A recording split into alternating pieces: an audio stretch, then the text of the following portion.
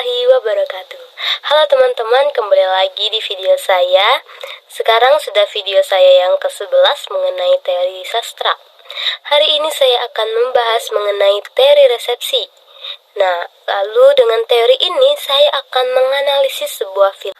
Sebelum saya analisis film tersebut, maka saya akan menjelaskan apa itu teori resepsi.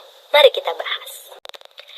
Teori resepsi telah ada sejak 1960, namun konsep-konsep yang sesuai baru dijumpai pada tahun 1970-an. Adapun tokoh yang terkenal sebagai pelopor teori resepsi ialah Mukarovsky. Akan tetapi yang mengutarakan teori-teori resepsi ialah Wolfgang Iser dan Hans Robert Jauss. Awal mula kemunculan teori resepsi adalah tanggapan pembaca terhadap karya sastra. Maksudnya ialah untuk mendapat penilaian dari para penikmat dan konsumen karya sastra. Dalam praktiknya pembaca memilih makna dan nilai sehingga karya tersebut benar-benar mempunyai arti dari pembaca atau penikmat karya sastra. Dengan demikian, teori resepsi ini merupakan teori yang membahas mengenai kontribusi atau feedback pembaca dalam menerima suatu karya sastra. Teori resepsi sastra memberikan perhatian kepada pembaca secara penuh. Teori ini melihat cara-cara teks sastra mempengaruhi pembaca secara intelektual dan secara aktif atau perasaan.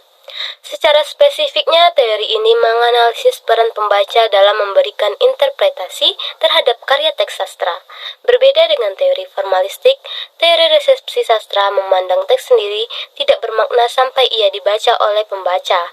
Pembacalah yang memasukkan makna dan menciptakan makna terhadap teks karya sastra. Teori ini dapat mempertimbangkan strategi-strategi yang dipakai pengarang dalam memunculkan respons tertentu dari pembaca. Dalam teori ini, lebih ditekankan pada respon pembaca yang menilai atas karya dari penulis, karena mereka merupakan subjek hasil dari penulisan. Merekalah yang menentukan apakah hasil karya sastra tersebut berkualitas ataupun tidak. Nah, karena saya sudah selesai menjelaskan apa itu teori resepsi, selanjutnya saya akan menganalisis sebuah film ke dalam teori ini. Film yang akan saya gunakan untuk teori resepsi ini adalah Enola Holmes 2. Komentar pertama dari Sari Dianita Purnama. Enola Holmes 2 jelas lebih bagus dari yang satu. Hubungan keluarga Holmes di sini wholesome banget. Gak nyangka Henry Cavill jadi Sherlock sebagus itu. Karena selama ini nempel banget Sherlock versi Benedict. Pesan woman empowerment-nya juga gak terasa maksa. Situasinya sesuai menggunakan Sarah Chapman dan gak disangka nyetir Moriarty jadi cewek kulit hitam ternyata gak jadi crunch. Kayak yang Ghostbuster coba paksain. Gue juga ngerti kenapa Enola gak bisa bener-bener beresin kasus sendiri. Karena dia gak ujuk-ujuk jadi jago. Tapi pas di film selanjutnya akan makin jago. Dan perkembangan itu yang justru bikin gue excited dengan film Enola selanjutnya. Enola and Wates Becky gemes banget hei. Komentar kedua dari Dania Putrisya.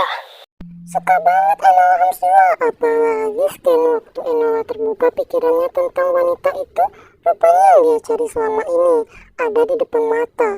Sesuai nasihat ibunya di kereta, agak merinding pas adegan itu. Like, wow, suka banget. Kalau tiap usaha Enola selalu berkaitan dengan apa yang ibu atau abangnya pernah katakan. Karakter yang pintar selalu belajar dan cetak ilmu baru. Fun! Komentar ketiga dari Arya Maulida. Lebih suka film kedua ini bener. Banyak perkembangannya. Masih disisipin beberapa hal yang nunjukin bahwa meskipun Enola lahir dari keluarga detektif dan cerdas, tapi dia masih banyak kecilnya. Masih banyak salah di sana sininya. Masih kurang teliti. Yang mana semua itu wajar karena bagaimanapun juga dia akan masih merintis dan belajar. Gak seprofesional kakaknya. Walaupun backingan dan privilege-nya terkadang masih ikut membantu untuk memberesin kekacauan yang dia buat. Hehe. Tapi justru di situ letak realistisnya. Itu juga nunjukin bahwa sepingin mandiri apapun seseorang yang namanya manusia, pasti tetap butuh bantuan orang lain pada akhirnya. Film kedua ini ngejabarin lebih banyak alasan untuk suka sama karakter Enola. Pokoknya menyenangkan banget. Ditonton ya. Komentar keempat dari Adit F2P.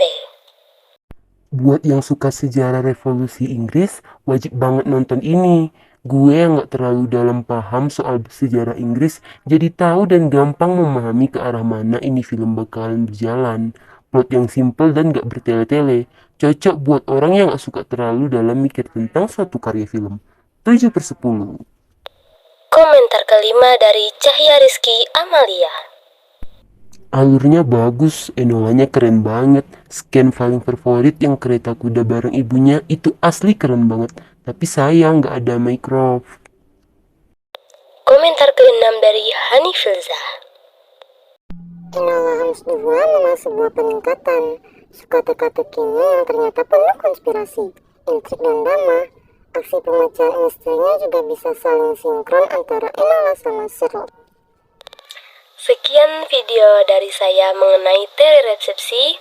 Terima kasih kepada teman-teman yang sudah menonton dan setia pada video saya. Nantikan video saya yang selanjutnya ya.